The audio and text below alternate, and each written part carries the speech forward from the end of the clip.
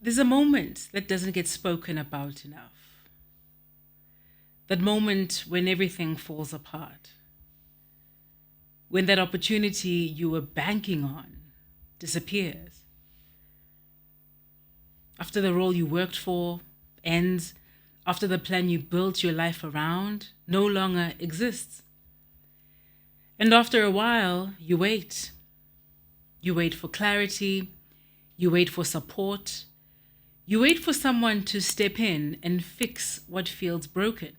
But slowly, another realization begins to settle in, that no one is coming to save you. And while that can feel harsh, it can also be the beginning of something powerful. I am Sebenzile Nkambule, and this is Context.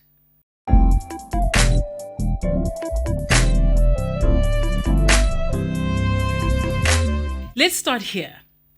Setbacks are not the exception. They are the pattern, they are the norm. Research shows us that most professionals will change careers multiple times, and not always by choice. Either you'll be pushed out or needing to leave because of various circumstances. And in our own labor markets on the continent, the reality is even more complex. High youth unemployment, unstable industries, limited safety nets.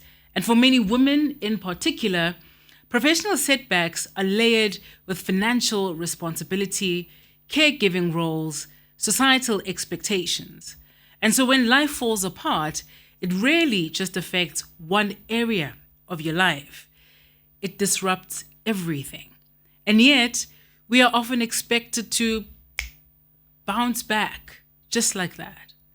Let's talk about the emotional impact that we don't always name as a result of setbacks. We don't talk about the emotional strain of starting again. The setbacks don't just affect income. They affect identity. They affect your sense of self. And sadly, it also affects your sense of worth. Who am I if I no longer carry a particular title?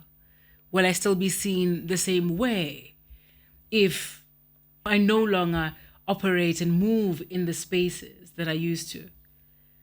You begin to ask, what does this say about me? Am I behind? Psychological research on loss shows that professional setbacks can trigger responses similar to grief. There's denial that this actually happened. There's anger that it actually happened. A sense of self-doubt, withdrawal from the public, a sense of wanting to hide, wanting to run away, feeling a sense of shame because of the setback. And for high-achieving women in particular, there's often an added layer, which is the pressure to appear strong. And so you can't ask for help even when you need it. You can't reach out and make a phone call to people who may be able to assist, or even just to say, I don't know what to do. You're afraid to fall apart publicly, or feel you don't have the permission to fall apart publicly. You feel the pressure to keep moving, even when you're not sure of where you're going. But here's the turning point. The moment where something begins to change, when you stop waiting and start rebuilding, where you start finding yourself again or rediscovering who you might be. The phrase, no one is coming to save you, is not about isolation. It's about agency. It's the recognition that recovery belongs to you. Recovery depends on you. Your next chapter will not be handed to you.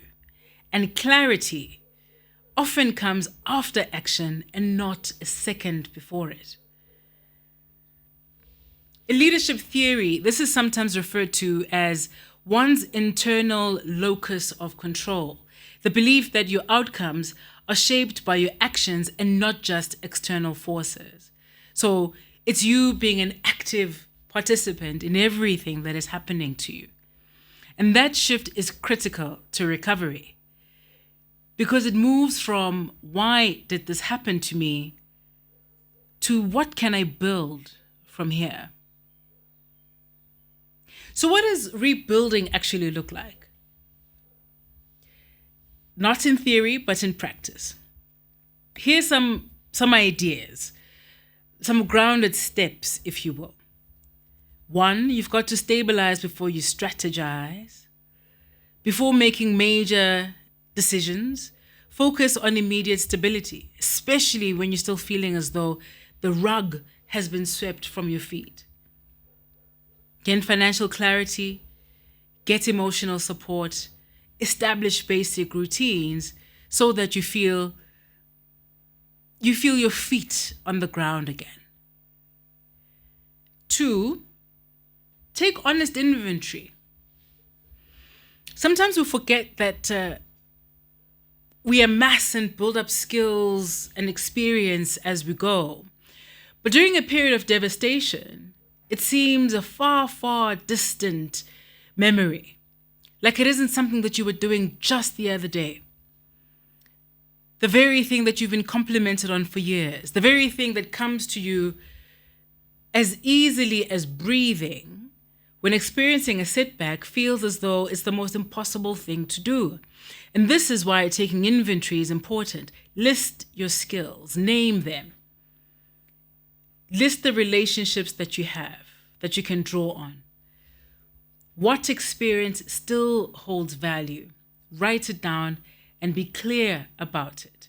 Because after setback, we often underestimate ourselves. Shrink the timeline. Don't ask, what is my 5-year plan? Ask yourself, what is my next 7-day move? What is my next 30-day move? As momentum matters more than what perfection does. Also, rebuild visibility intentionally. Opportunities often come through visibility, as you know, from conversations you have with people, from your networks, from platforms. And this is not about self-promotion or self-aggrandizement. It's about staying present in the ecosystem. And for ourselves as African women, rebuilding is not just personal. It's often communal. Our families depend on it. Our dependents depend on our survival.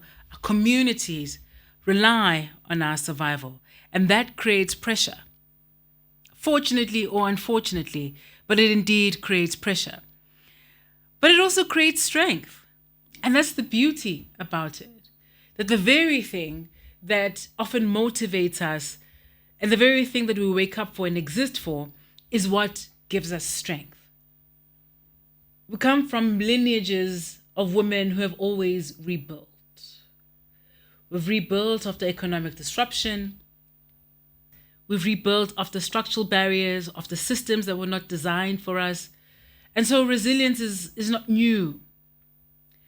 What is changing is how it is expressed.